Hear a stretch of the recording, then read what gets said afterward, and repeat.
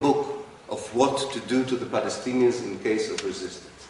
In fact, most of the atrocities you read about, and I'm sure most of you in this place know about it, most of the atrocities that you enlist as severe violations of human rights and civil rights in Palestine today, most of these violations were invented not by a Jewish Zionist mind, but by British mandatory authorities in the war against the Palestinians between 1936 to 1939. Examples: the idea that you demolish houses of people is a British invention. The idea that in order to make a search memorable to people, you destroy a house and then you move to the other house, and then to the other house, and then to the other house, was an invention by British officers on the ground. The idea that you shoot people without warning them, or you arrest them without trial, it's all from the reservoir of the mandatory anti-Arab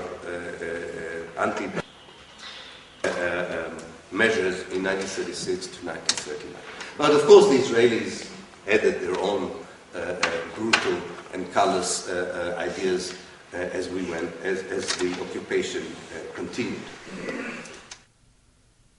Then, in the 1940s, the cards turned.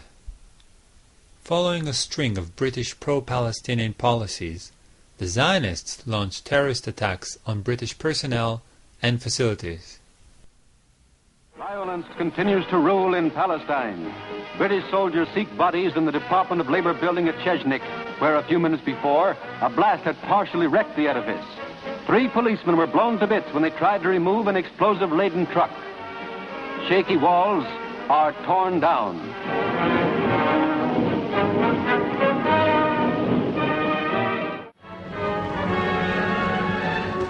After a bomb explosion caused by terrorists on the British headquarters at Jerusalem, one entire corner of the King David Hotel, a building of 7 stories, was razed to the ground. The stone floors were cut. 88 innocent people died, and a good deal of the British High Command was wiped out. Their goal was to drive the British out of Palestine. The mastermind of the King David bombing was Menachem Begin. He would become Israel's Prime Minister.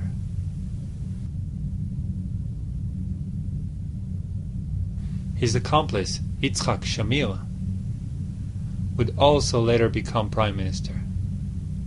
The pattern of terrorists, or, in other words, brutal military leaders transforming into top politicians, is very common in Israeli politics.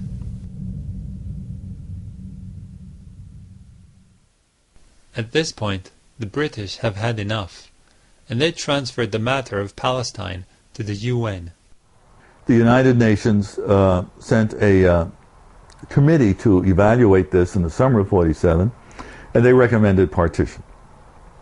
And the Zionists eagerly accepted this, and the Palestinian Arabs didn't, because they were still 2/3 of the population, and they felt this was unjust.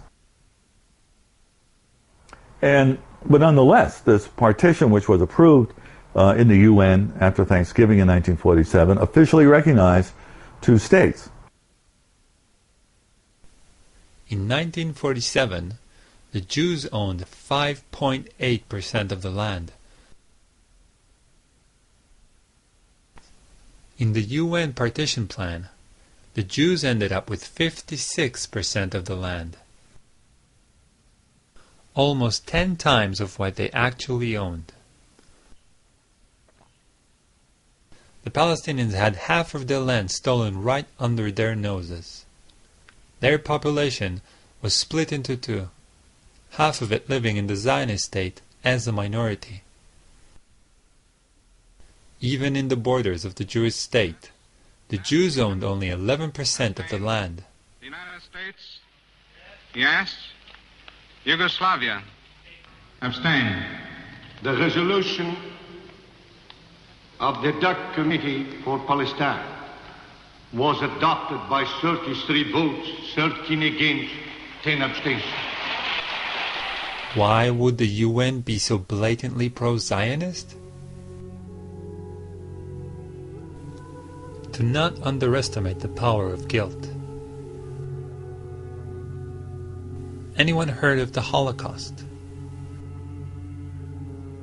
The UN sought to compensate the Jews over the deaths of 6 million Jews in World War II.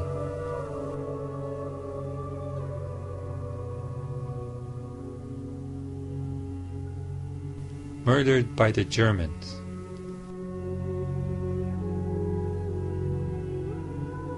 And they decided that the Palestinians should pay for it. Makes perfect sense. However, this amount of land, more than half of Palestine, was still not enough for the Zionists. David Ben-Gurion, the leader of the Zionist movement in Palestine, wrote in 1937, "The Arabs will have to go. But one needs an opportune moment for making it happen, such as a war." The Palestinians had no desire to fight the Zionists or start a war. They were used to living under different sovereigns for hundreds of years: Egyptians, Turks, British, and now the Zionists. In 1948, Ben-Gurion tells the Jewish Agency executives, "I believe that the majority of the Palestinian masses accept the partition as fait accompli, and do not believe it is possible to overcome or reject it. The decisive majority of them do not want to fight us."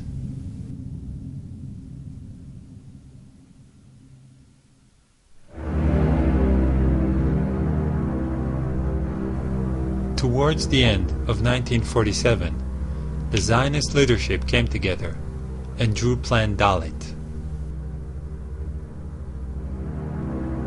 Plan Dalet was about securing the borders of Israel by cleansing, expelling, and destroying Palestinian towns, villages, and urban neighborhoods. The plan was implemented by the Zionist armed forces.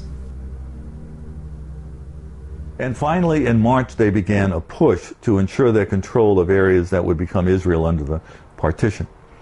And as that happened, you began to get many more Palestinian Arabs fleeing, particularly after a massacre at a place called Deir Yassin, although people now think it was probably somewhat over 100, but not 200. But Begin and the Irgun and the Stern gang, Yitzhak Shamir was part of that. There was a combined attack in this Palestinian village that massacred many people. And the Palestinians did carry out a retaliatory raid, killing about 70 Jewish doctors on the road to Jerusalem shortly thereafter. But after that, you had mobile radio bands the Begin put into play, threatening more Deir Yassins if the Arabs didn't flee. In other words, you'll be massacred just like Deir Yassin. So it became part of the propaganda. Between the 30th of March and 15th of May, 1948, 200 villages were occupied and their inhabitants expelled. In some villages, such as Deir Yassin and Ain al-Zaytun, horrible massacres were perpetrated. The towns of Tiberias, Haifa, Tzfat, Beisan, Jaffa, and Accra fell into Zionist hands. As a result, more than 250,000 Palestinians were expelled. All of this took place before the 1948 war even started, before one regular Arab soldier set his foot on Palestinian soil. I became a refugee when I was in a boarding school about 40 kilometers away from my home place. And in April 1948, the headmaster came to us and said, "The Jews are attacking people around Tel Aviv, in Jaffa area. They will soon come to our